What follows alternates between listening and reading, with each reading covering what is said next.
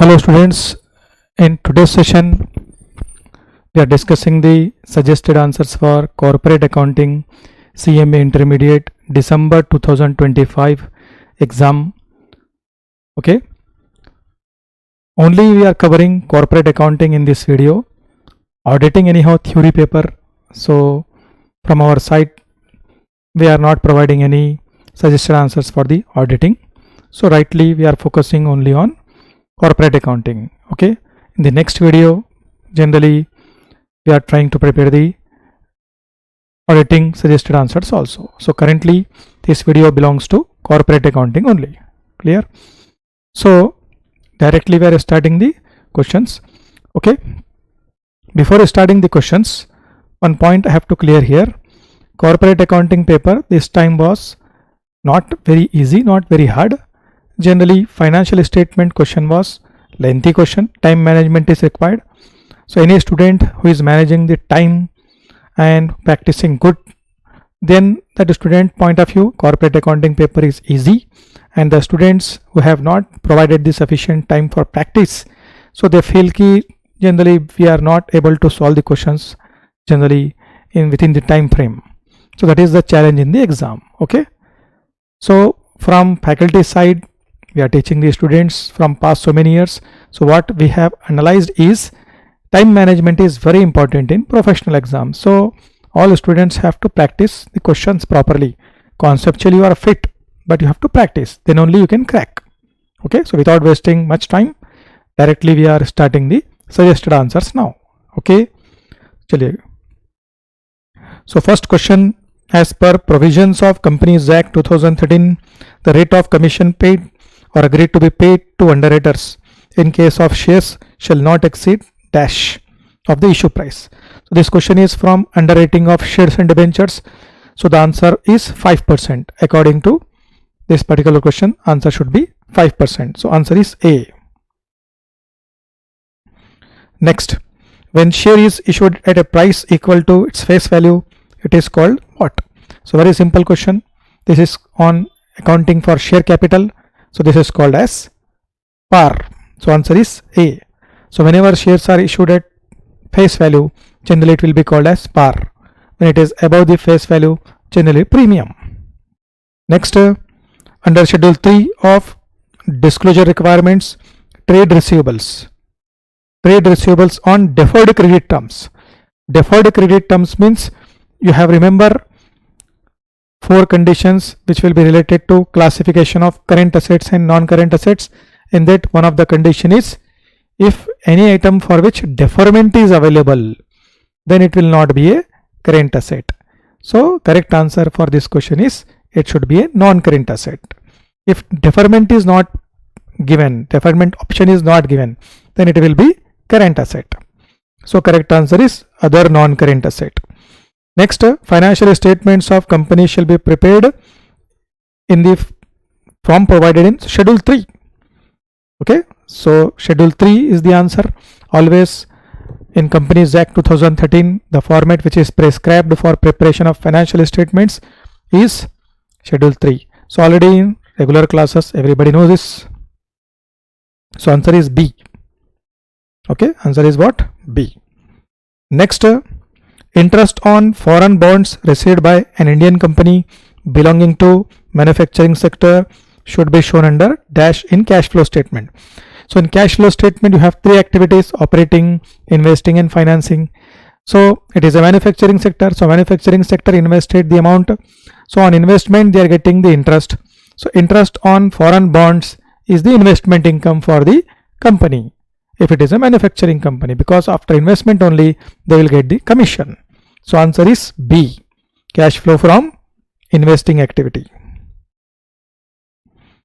Next question, which of the following are not shown in subsidiary register of banking company? So in banking company, which items are not to be recorded is generally legal information relating to the customer. Okay, so demand draft, telegraphic transfer, mail transfers, etc. No, this will be recorded. Demand draft, telegraphic transfer, mail transfer received from branches and agents, this is also recorded. Letter of credit also recorded. Letter of indemnity is not recorded. So correct answer for this question is C, letter of credit. Next question is on Indian accounting standards. As per Ind AS 10, which of the following is not an adjusting event after reporting date? Bankruptcy, this will be adjusting. Discovery of fraud or error, adjusting event. Impairment also, adjusting event. But announcing or commencing the implementation of a major restructuring.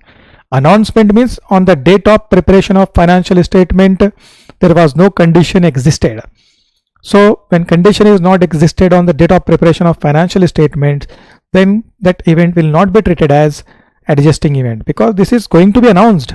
So there is no condition exist. So ultimately answer will be D. So answer is what? D. Next question is on again Indian accounting standard. Ind AS 1 presentation of financial statement applies to dash. Consolidated financial statement in accordance with Ind AS 110. Consolidated financial statements. Separate financial statements in accordance with Ind AS 27. Separate financial statements, both A and B. All of the above. So actually both A and B is the correct answer.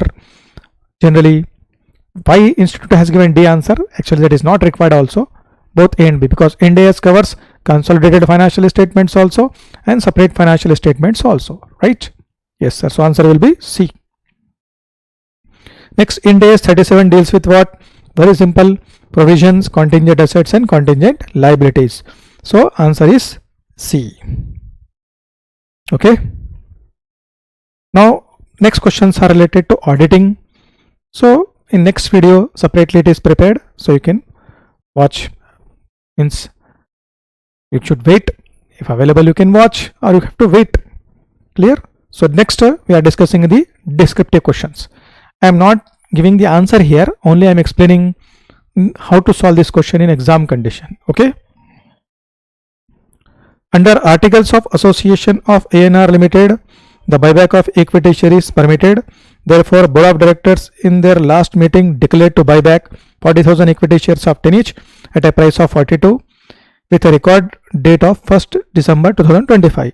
Legal team has obtained all regulatory approvals, including approval from shareholder. So equity share capital, general reserve, including credit balance of P&L, dividend equalization reserve, debenture, secured loan, current liability, cash and bank. Verify and confirm whether buyback plan of company meets all conditions. So 3 conditions will be there in buyback. Clear? Share outstandings test, first test. Clear? Next, debt equity ratio test. Yes sir. Next is what? Net worth test. Okay. Understand? So there are 3 tests in buyback of equity shares. One is we have to check how many equity shares are available. From that, maximum 25% shares only company can buy back. So out of total paid up share capital of the company, 25% only company can buy back. So in this question, total number of shares are 20 lakh divided by 10, 2 lakh coming. So 25% of 2 lakh. So company can buy back maximum 5 lakh shares into 5 lakh shares. Now check 20 lakhs divided by 10 into 25%. Sorry, 50,000 shares coming. So company can buy back maximum 50,000 shares according to shares outstanding test. Similarly, you should go for another test, that is paid up share capital plus reserves and surplus, free reserves and surplus divided by buyback price into 25%. Clear?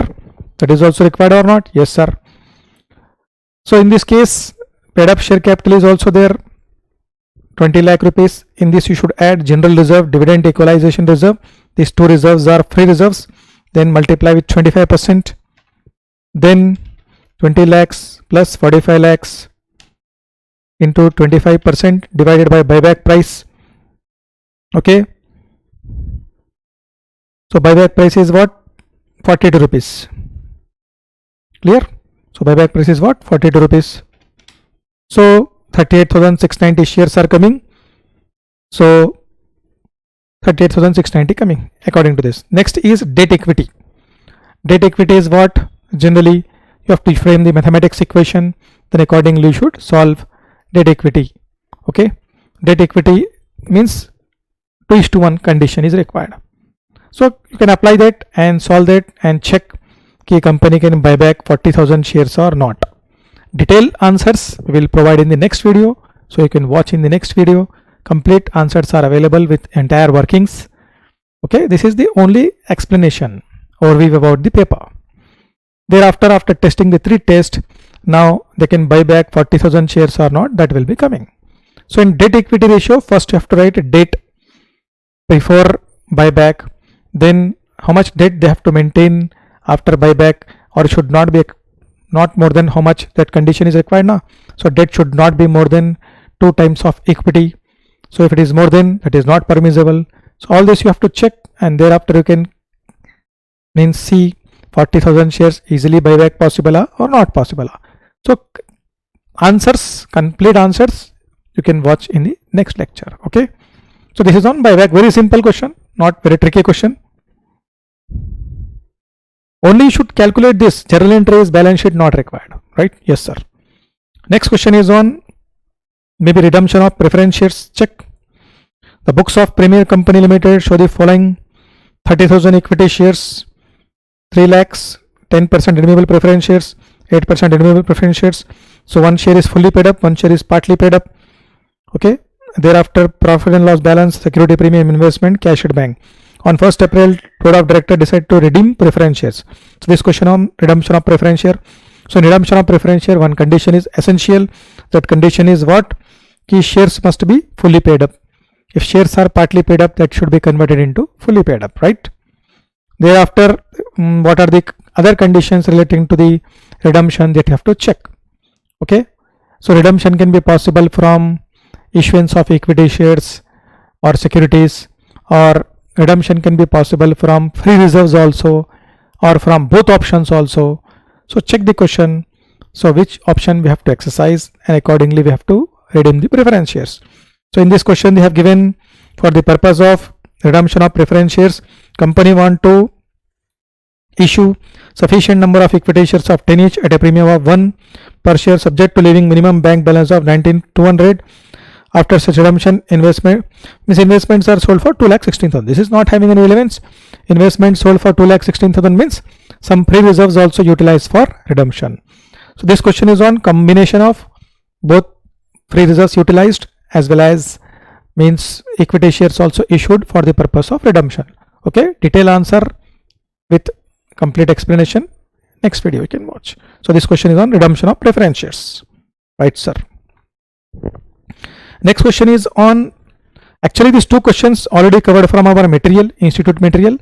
Okay, so when we provide the video for detailed answer, I will show the question also, answer also. This question is very easy, and preferential redemption also exact question came from our material. I will show when detailed videos are provided. Then third question is also came from our material, financial statements.